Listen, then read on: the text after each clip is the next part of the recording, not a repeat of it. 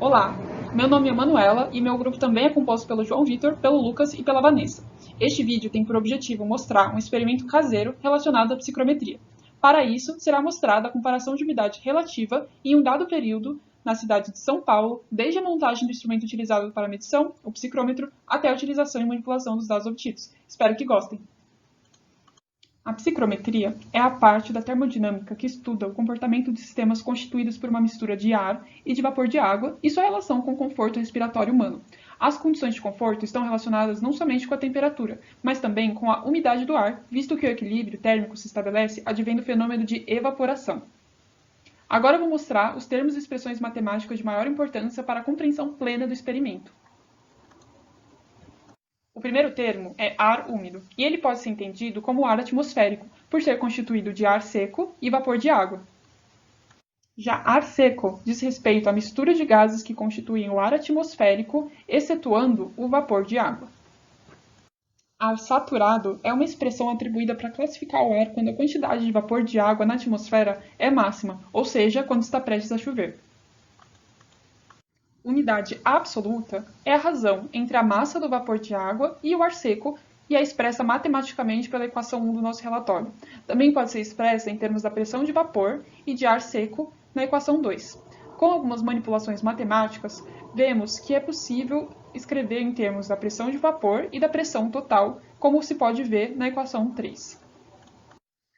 A umidade relativa, o nosso principal objeto de estudo, pode ser expressa também por uma razão, mas dessa vez da massa de vapor de água e a massa de vapor saturado.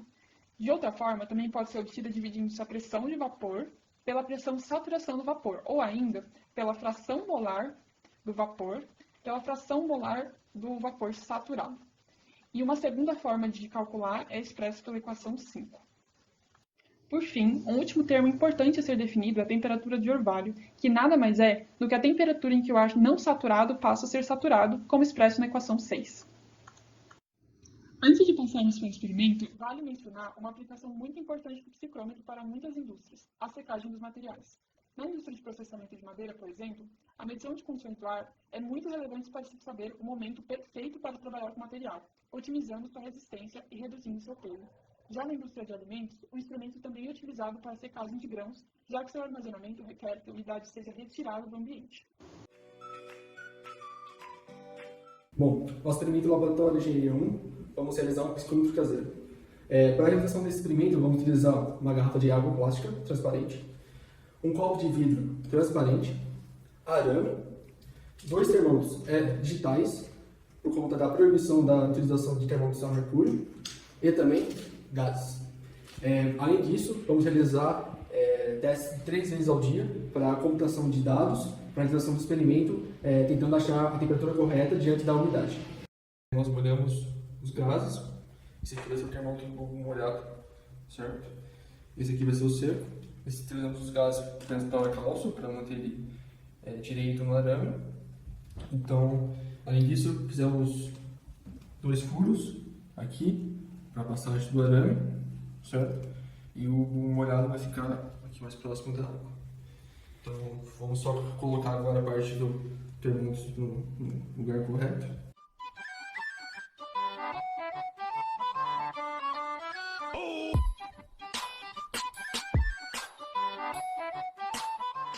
Essa aqui é uma montagem final. Nós deixamos dessa maneira pelo fato de do bulbo molhado apenas tangenciar a água que está no copo, certo? Para não ficar imergida.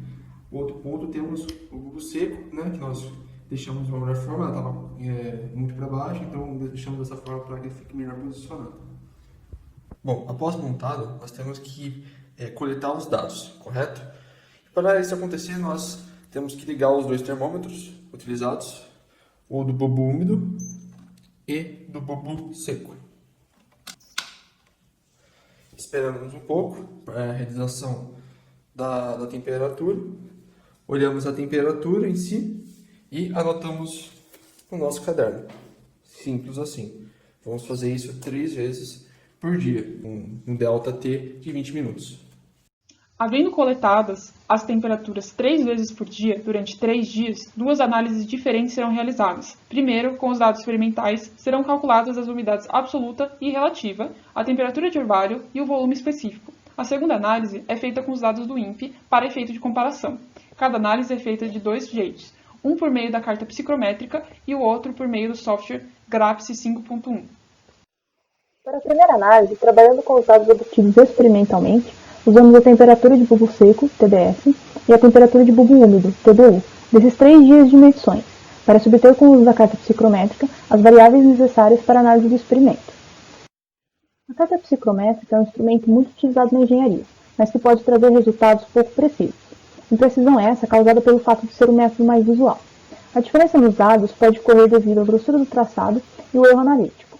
Para este experimento, a utilizamos para extrair a temperatura de orvalho, a umidade absoluta, a umidade relativa e o volume específico. Para deixar mais clara a obtenção dos dados com o uso da carta psicrométrica, vou mostrar aqui um exemplo de como realizar este cálculo. Para o uso da carta, será necessário no mínimo possuir 2 variáveis irradadas, ou informadas. No caso, como foi realizada a medida das temperaturas de bulbo seco e temperatura de bulbo úmido, usaremos esses 2 valores. Traçamos 2 retas, representadas aqui com essas 2 setas vermelhas, com os valores que obtivemos experimentalmente e conseguimos então um ponto de convergência entre elas. É a partir desse ponto que é possível encontrar as demais variáveis. Para encontrar a umidade absoluta, basta traçar uma reta horizontal até o canto direito, representado aqui pela reta verde, a partir do ponto de congruência. A entalpia pode ser encontrada da mesma forma, porém traçando uma reta diagonal à congruência, representada aqui pela reta amarela. A temperatura de orvalho é encontrada quando, a partir da congruência, traçamos uma reta horizontal para a esquerda até alcançar a curva de temperatura de bulbo úmido e, em seguida, traçamos uma reta vertical para baixo, onde será dada a temperatura de orvalho, representada pela reta roxa. Para se obter a umidade relativa e volume específico, para este caso, o uso da interpolação é necessário, pois não é possível encontrar nenhum valor exato na carta diretamente. Para tanto, a interpolação é dada pela equação 7, como mostrado nos cálculos a seguir e indicado na carta psicrométrica, sendo a umidade relativa a reta marrom e o volume específico a reta laranja. Resolvendo a equação, pegamos o valor de y0, sendo para este caso 0,8, e subtraímos do resultado da divisão dos valores de y0 menos y1, mais próximos, encontrados sobre os valores de x1 menos x0. Tudo isso multiplicado pelo valor de 0,0119, que se refere ao x, mais 0,0105, que se trata do x1. Por fim, encontramos o valor da umidade relativa. Para o volume específico, a mesma lógica se aplica na interpolação, obtendo então todas as variáveis que a carta psicrométrica oferece. Os resultados da carta psicrométrica foram então reunidos na seguinte tabela. Já para o segundo método de análise, fizemos com o auxílio do software computacional GRAPS 5.1. O GRAPS é capaz de calcular as condições psicrométricas do ar a partir de 2 parâmetros conhecidos. Neste caso aqui, utilizamos a temperatura de bulbo seco e a temperatura de bulbo úmido obtidas experimentalmente, além da altitude já conhecida da cidade de São Paulo. Os dados extraídos pelo GRAPS foram então organizados em tabelas correspondentes às medições dos dias. O objetivo da realização dessas 2 análises foram para que os resultados pudessem ser comparados com os valores obtidos pela carta psicrométrica, testar a eficiência de ambos os métodos e, em seguida, comparar com as análises feitas com os dados fornecidos pelo INPE. Bom, para nos nortear e termos dados oficiais como referência, nós usamos o INPE, que é o Instituto Nacional de Pesquisas Espaciais. Ele disponibiliza os parâmetros necessários para análise, sendo também uma fonte confiável de dados, além de dar informações de São Paulo, que é onde nós fizemos o experimento. É importante ressaltar que os dados eles são disponibilizados a cada 1 hora, como é demonstrado aí na imagem.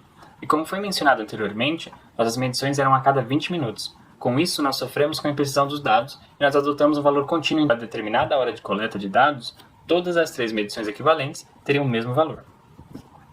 Com os dados do INPE disponibilizados, no caso a temperatura ambiente TBS e a umidade relativa, nós conseguimos encontrar os demais dados com a carta psicrométrica, sendo esse o nosso primeiro método de análise. Os mesmos dados obtidos pelo INPE, nós fizemos o uso do software GRAPS para adquirir todos os demais parâmetros. Aí uma comparação entre os métodos do projeto ela foi necessária para analisar qual método era o mais preciso, o GRAPS ou a carta psicrométrica. A comparação aqui demonstrada é referente aos dados do INPE com os dados do GRAPS à esquerda e os da carta à direita. O GRAPS ele se mostra mais preciso comparado à carta, por trazer a maior exatidão dos seus dados com o uso da altitude, que consequentemente ela traz a pressão atmosférica da região do experimento, enquanto que a carta ela não faz essa mensuração da pressão local. Além disso, a carta psicrométrica ela possui, como mencionado anteriormente, resultados variáveis conforme quem a usa. Por ser um método analítico, ela tem esse problema.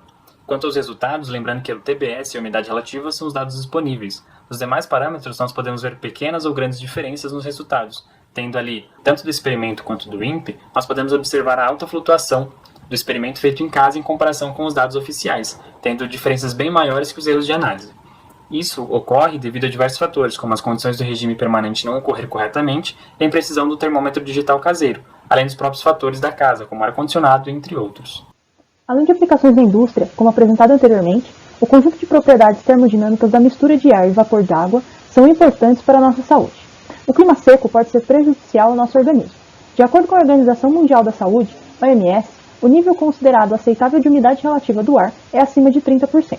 Abaixo disso, há vários possíveis problemas de saúde decorrentes da baixa umidade do ar e que afetam principalmente as vias respiratórias.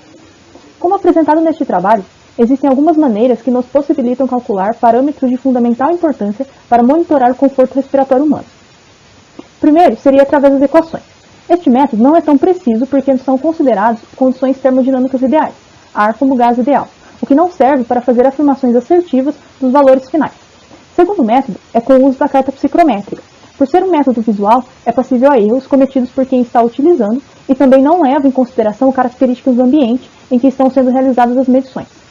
Por último, com o uso de softwares específicos, como o Graphics 5.1, que foi utilizado em nosso experimento, é possível garantir uma maior precisão dos resultados por considerar características importantes como a altitude em relação ao mar do local ao qual está sendo retirados os dados para as medições. Bom, isso é tudo. Agora é sua vez de fazer instrumento simples, porém muito útil, aí na sua casa. Agradecemos por terem assistido nosso vídeo e espero que tenham gostado.